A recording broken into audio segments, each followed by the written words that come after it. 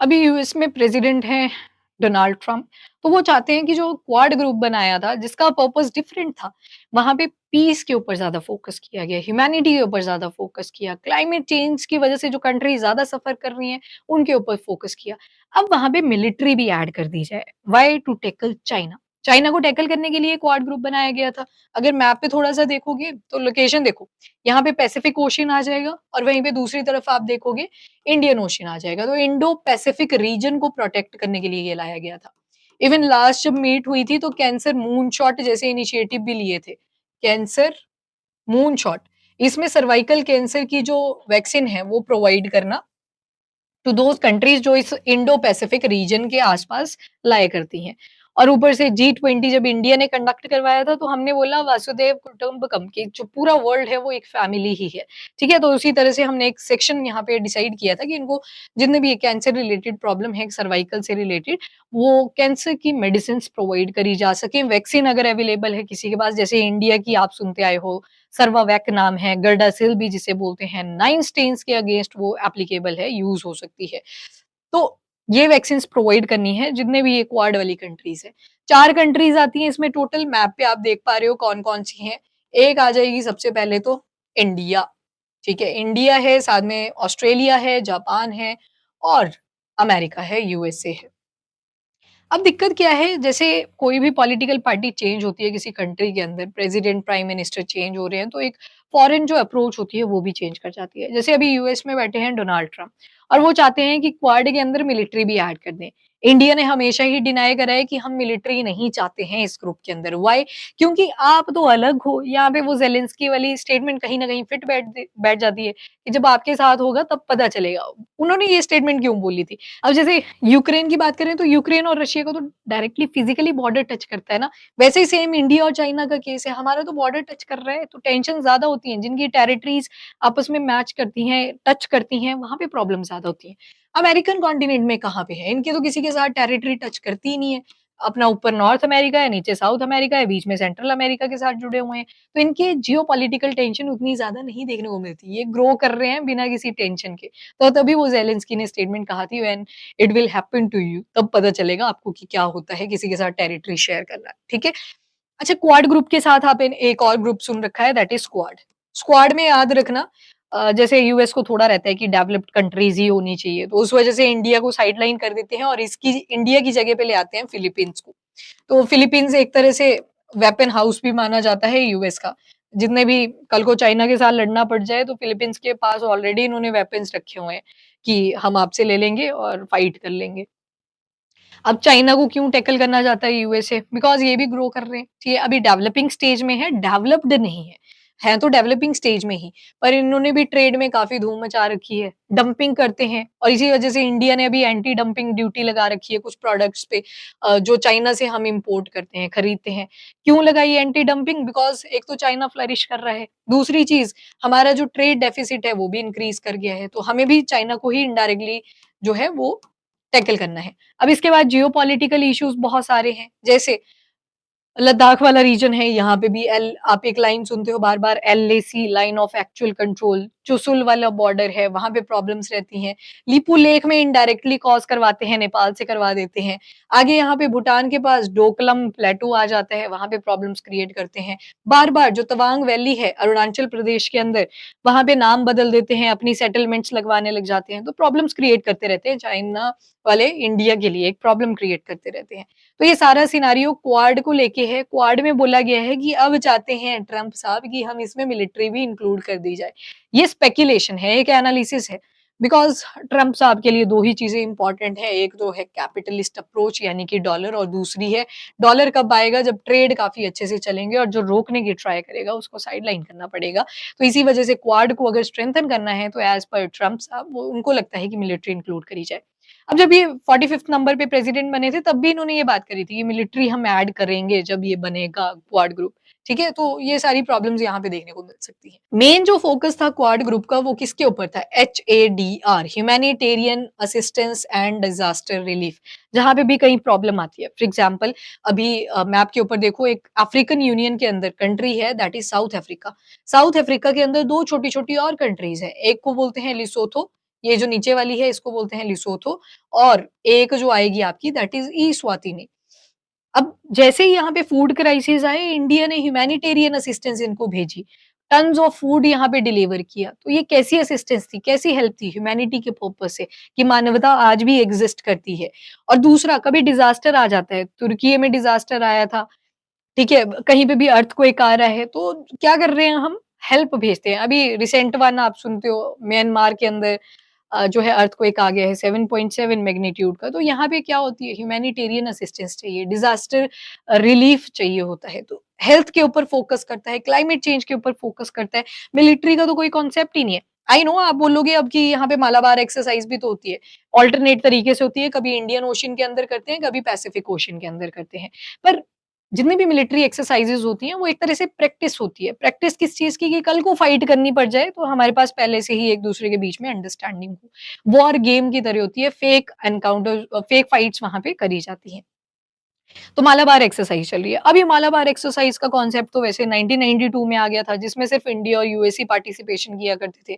जैसे-जैसे टाइम बीता तो पहले ऑस्ट्रेलिया ने जॉइन किया, फिर जापान ने बोला हम भी जॉइन कर लेंगे और फिर क्वाड ग्रुप बन जाता है आपका। किसकी रिकमेंडेशन पे बना था? तो शिंजो एबे के प्रेजेंस में बना था। जापानीज़ प्राइम मिनिस्टर थे, जिनकी गोली मार के हत्या कर दी गई थी। एनीवेज़ हम क्वाड का इवोल्यूशन देख लेते हैं। तो 2007 में ये जो क्वाड था इसको इनिशियली फॉर्म कर दिया था। ऑफिशियली अभी डिक्लेयर नहीं हुआ था। आसियान की मीटिंग होती है, आसियान जब भी मैं बोलूँ तो यहाँ पे आ जाएगी आपकी association of south east Asian Nations. कहाँ पे दिखेंगे आपको? तो बस इंडिया देखो, इसके साउथ वेस्ट में चलो, साउथ ईस्ट में चलो और ये आ जाएँगी हमारी आसियान की कंट्रीज़, ये वाली सारी। तो टोटल 10 कंट्रीज़ इसमें मिलती हैं। इंडिया ने पार्टिसिपेट किया है बहुत सारी मीटिंग्स में आसियान की अप टू 2019। उसके बाद हमारा कोई ज़्यादा लेना-देना नहीं रहा था। तो यहीं पे रिकमेंड करा गया था कि एक इन्फॉर्मल तरीके से बोला गया था कि हम एक क्वाड ग्रुप भी बनाएँगे, जिसमें इंडो पैसिफिक रीजन को हम प्रोटेक्शन प्रोवाइड करेंगे और चाइना को साथ में टैकल कर सकेंगे। बिकॉज़ ट्रेड करना अच्छी बात है, वर्ल्ड ट्रेड ऑर्गेनाइज़ेशन जिसके हेडक्वार्टर लोकेटेड है एट जेनेवा, वो भी बोलता है ट्रेड एक फेयर तरीके से आप करो, कोई आपके साथ इंटरफेरेंस शो नहीं करेगा। पर जब आप इल्लीगल तरीके से किसी दूसरे की टेरिटरी को ऑक्यूपाई करने की ट्राई करोगे, तो फिर वहाँ पे आपसे क्वेश्चन्स पूछे जाते हैं। ट्रेड को आप गलत तरीके से अब देखो चाइना करता है डंपिंग, मैंने आपको एग्ज़ाम्पल दिया, मैं आप पे आ जाऊँ दोबारा से। चाइना क्या करता है, सस्ते दामों पे चीज़ें बेच देता है इंडिया के अंदर। जैसे स्टील का सबसे पॉपुलर एग्ज़ाम्पल है। अब जो स्टील है बन तो इंडिया के अंदर भी रहा है, बन वो चाइना के अंदर भी रहा है, पर दिक्कत कहाँ पे है? जो डोमेस्टिक मैन्युफैक्चरर हैं, अब जितना रॉ मटेरियल रह गया उसमें अब प्रॉफिट भी तो चाहिए होता है ना, तो उसको मेंटेन करने के लिए थोड़ा महँगा बिकता है, इंडिया के जो डोमेस्टिक वर्कर्स हैं। पर वहीं पे चाइना वालों ने तो अपने स्पेशल इकोनॉमिक ज़ोन्स बना रखे हैं, ये बोलते हैं बस डंप करे जाओ इंडिया के अंदर, तभी इन्वेस्टिगेशन टीम बिठानी पड़ती है और ये जो एंटी डंपिंग ड्यूटीज़ हैं, ये लगानी पड़ती हैं, ठीक है? और अभी रिसेंट वन अगर मैं बात करूँ, अभी ये मार्च मंथ के अंदर जब हम पढ़ रहे हैं इस आर्टिकल को, तो सॉफ्ट फेराइट कोर, दूसरा आपका पीवीसी है, पॉलीविनाइल के जो पॉलीमर्स आते हैं, पीवीसी पॉलीविनाइल क्लोराइड्स जिनको आप बोलते हो, इसका पेस्ट भी होता है, रेज़िन्स भी होती हैं। इनके ऊपर देखोगे आपकी एंटी डंपिंग ड्यूटी लगा दी हुई है, ठीक है? मतलब एक जितने बल्क में आप बेच रहे थे ना, अब नहीं बेच सकते। पीवीसी आ गया, इसके अलावा और भी बहुत सारी चीज़ें हैं, जैसे एल्यूमीनियम फॉइल है,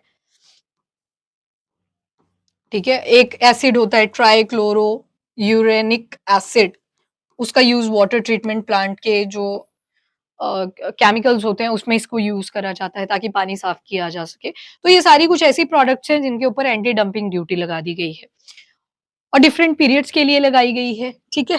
और नेक्स्ट चलते हैं 2012 अब 2007 में इनफॉर्मल तरीके से बोल दिया कि हम क्वाड जैसी ग्रुपिंग बनाएँगे। अब आ जाओ 2012 के ऊपर, तो जापानीज़ प्राइम मिनिस्टर ने हाइलाइट करा था डेमोक्रेटिक सिक्योरिटी डायमंड। पहले इसको ये वाला नाम दिया गया था, जैसे डेमो नाम तो नहीं दिया गया था, इनफॉर्मल है अभी, democratic security diamond in Asia, जिसमें यूएस, जापान, इंडिया और ऑस्ट्रेलिया होगा, जिसको आज आप क्वाड के नाम से जान रहे हो। तो ये डायमंड की शेप का बना दिया इन्होंने, ताकि इंडो पैसिफिक रीजन में जो चाइनीज़ इन्फ्लुएंस इंक्रीज़ कर रहा है, उसको कंट्रोल किया जा सके। अब जापान ने भी क्यों इंटरेस्ट शो किया? बिकॉज़ यहाँ पे एक आइलैंड है छोटा-सा जिसको बोलते हैं सेनकाकू आइलैंड। ये जो सेनकाकू आइलैंड है, इसको ही दियाओ आइलैंड भी बोलते हैं और वैसे तो वो जापानीज़ आइलैंड है पर चाइना क्लेम करता है कि ये हमारा है। जो भी चीज़ जिसके साथ चाइना वर्ड आ जाता है, चाइना को लगता है वो सारा उनको ही बिलॉन्ग करता है। तो ये प्रॉब्लम रहती है, दैट्स व्हाई यहाँ पे जापान भी चाहता है टू टैकल चाइनीज़ इन्फ्लुएंस। वैसे ही एक और आइलैंड आप सु बहुत सारे आइलैंड है, ट्राइटन आइलैंड है, सोलोमन आइलैंड्स हैं, ब सोलोमन आइलैंड तो चलो दूसरी साइड चले गए, वहाँ पे चाइना का उतना ज़्यादा इन्फ्लुएंस नहीं देखने को मिलता। तो ये सारे आइलैंड्स रहते हैं। बाकी 2017 में फाइनली यहाँ पे जो ये बात चल रही थी, थोड़ा स्लो डाउन हो गई थी, उसके बाद बोला गया कि दोबारा से फ़ोकस करते हैं क्वाड ग्रुप के ऊपर। तो 2017 में ये बातें दोबारा से शुरू होती हैं और पहली मीटिंग होती है मनीला के अंदर which is located in Philippines. और 2017 में यहाँ पे पहली मीट होती है इन चारों कंट्रीज़ की। 2020 में काफ़ी ज़्यादा इंटरेस्ट शो किया और मैंने जैसे आपको बताया मालाबार एक्सरसाइज़ पहले इंडिया और यूएस थे सिर्फ, फिर उसके बाद ऑस्ट्रेलिया ने जॉइन करा, जापान ने भी जॉइन करा। अब 4 कंट्रीज़ हैं जो इस मालाबार एक्सरसाइज़ में आती हैं। बाकी कोई आना चाहे तो वो परमिशन पे डिपेंड करता है। अल्टरनेट ईयर में कभी इंडिया ओशन के अंदर करते हैं, कभी पैसिफिक ओशन के अंदर करते हैं एक्सरसाइज़ को। 2021 में जो टाइटल रखा था that was the spirit of quad group. अब देखो इंडिया और चाइना के कॉन्फ्लिक्ट मैंने आपको ओवरऑल बता दिए। यहाँ पे देमचोको वाला रीजन है, ठीक है? देपसांग है, बीच में गलवान रीजन है, काफ़ी सारे कॉन्फ्लिक्ट्स यहाँ पे हमेशा मिलते रहते हैं। सियाचिन ग्लेशियर का भी था, पर ऑपरेशन मेघदूत करवाया गया था तो वापस ले लिया था। अक्साई चीन वाला प्रॉब्लम है, ठीक है? कॉन्टिन्यूअस प्रॉब्लम है, बार-बार अंडरग्राउंड केव्स बना रहे होते हैं चाइनीज़ पीपल आर्मी यहाँ पे, तो that was the main concern here कि चाइना को टैकल करना ही पड़ेगा। उसके बाद आगे जाओगे आप यहाँ पे कुछ इम्पोर्टेंट माणानीति लीपू नाम के आप कुछ पासेस पढ़ते हो, तो लीपू लेक हमारे लिए बहुत ज़्यादा इम्पोर्टेंट हो जाता है बिकॉज़ यहाँ पे मानसरोवर जो यात्रा है, हम चाहते हैं यहीं से निकले। अ, जा तो यहाँ से भी सकते हैं सिक्किम वाले रास्ते से, पर रूट ही बहुत ज़्यादा लंबा पड़ जाता है, तो यहाँ पे प्रॉब्लम रहती है। उसके बाद यहाँ पे भूटान का एक रीजन है, जाकरलुंग और पासमलुंग 2 रीजन्स हैं ये चाइना ने इल्लीगल तरीके से हथिया रखे हैं। और चाइना बोलता है भूटान को कि जाकरलुंग और पासमलुंग, वहाँ पे कुछ ज़्यादा है नहीं, स्टोनी पार्ट आपको ज़्यादा मिलेगा, टेरेन काफ़ी टफ है। इनको आप वापस ले लो पर हमें साथ में डोकलाम वाला रीजन दे दो। एक डोकलाम प्लेटू यहाँ पे लाया करता है ताकि किसके ऊपर चेक रखा जा सके, इंडिया के ऊपर चेक रखा जा सके, तो ये भी इश्यू रहता है। फिर तवांग वाला मैंने आपको बताया अरुणाचल प्रदेश के अंदर टेरिटरीज़ के नाम चेंज कर देते हैं। फिर फॉरेन अफेयर मिनिस्टर हैं जो हमारे इंडिया के जयशंकर साहब, वो स्टेटमेंट भेजते हैं चाइना को, फिर तो हम भी हनुमानगढ़ बना सकते हैं, जहाँ पे हुआ करके साउंड आती है चाइना के अंदर। तो ये सारी प्रॉब्लम्स रहती हैं। इसी के साथ एक चुसुल वाला रीजन आ जाएगा।